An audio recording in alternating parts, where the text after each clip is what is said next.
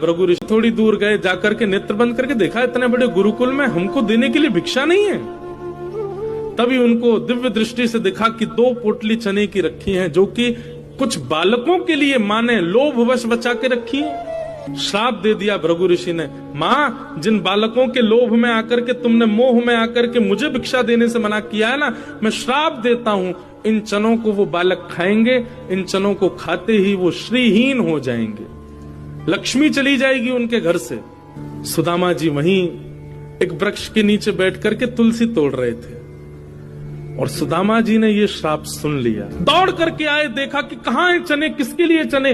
तभी जैसे ही सुदामा जी आए दौड़ते हुए, हाँफते हुए, तुरंत माँ ने आकर के, सुदामा मैं तुझे ही ढूंढ रही थी, ये ले, ये चने की पोटली है, ये एक तेरी एक कन्हैया की है और उसको खिला देना। मैंने उसको भी बता दिया है, तुम दोनों वन में जा रहे हो लकड़ी तोड़ने के लिए, आदि सब सामग्री लेने, प्रेम से पा लेना।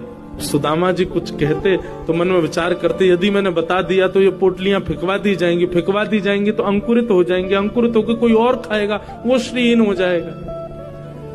और कृष्ण के पक्ष के भी चने इसमें हैं।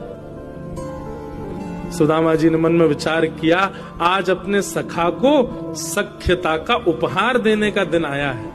और एक ऊंचे वृक्ष को देख करके सुदामा जी दौड़ करके उसके ऊपर चढ़ गए, जाकर के डाल पर बैठ गए।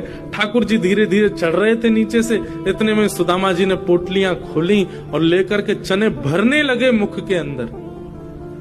ठाकुर जी ने चढ़ते चढ़ते देखा, ए सुदामा अकेलो खा रहा हो, एक पोटली मेरी है, वो धर लियो बचा के, मैं आ रहा हूं ऊपर, बहुत तेज भूख लगी है, मैं भी पाऊंगा। सुदामा जी मन में विचार करने लगे, लाला तू सदा प्रसन्न रहे, लक्ष्मी में खेले, लक्ष्मी तेरी पत्नी बने, तू सदा, तेरे जीवन में कोई कष्ट संकट नहीं आवे, मेरे बट की भी लक्ष्मी तेरे पास आ